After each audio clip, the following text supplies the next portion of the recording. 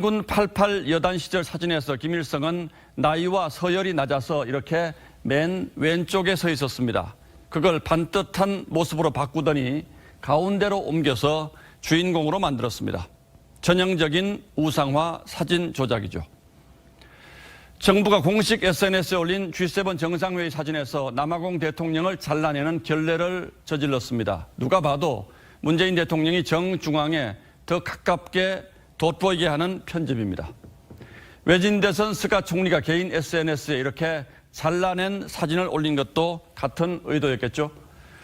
정부는 국제회의 개막 영상에 평양 능라도를 올렸을 때처럼 직원의 실수라고 했습니다. 하지만 정작 낯뜨거운 건 이 자리, 이 모습이 감격스럽다는 자화자찬입니다. 박수현 소통수석도 사진을 올려서 문 대통령의 자리가 대한민국의 오늘이라고 했습니다. 대통령이 맨 앞줄 존슨 영국 총리 옆에 서서 바이든이나 메르켈보다 대접받은 듯 보이긴 합니다만 과연 그럴까요?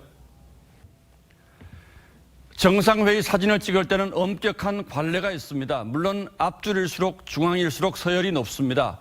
앞줄 중앙에 개최국 정상이 서고 다음이 국가수반인 대통령, 그리고 정부수반 총리, 국제기구 대표 순입니다.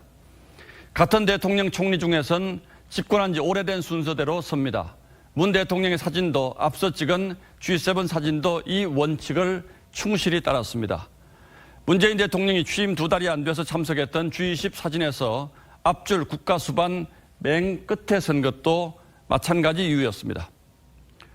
그렇게 전혀 특별하지 않은 사진을 내세워 사진 한 장으로 보는 대한민국의 위상이라니 어이가 없습니다. 국제회의 사진 찍는 의전서열을 몰랐다면 무능한 것이고 알고도 거짓말했다면 대국민 사기극이라는 비판을 들어도 할 말 없게 됐습니다. 혹세무민이 따로 있는 게 아니죠. 다른 나라 정상들이 이 유치한 호들갑을 보면 뭐라고 하겠습니까? 국격과 국가의 위상은 사진 찍히는 위치에서 나오는 것이 아니라 그들이 우리를 바라보는 마음속에 있다는 사실을 왜 모를까요? 걸핏하면 포장과 홍보에 매달려 국민 눈을 가리려는 병이 깊고도 깊습니다. 6월 15일 앵커의 시선은 이게 뭡니까? 였습니다.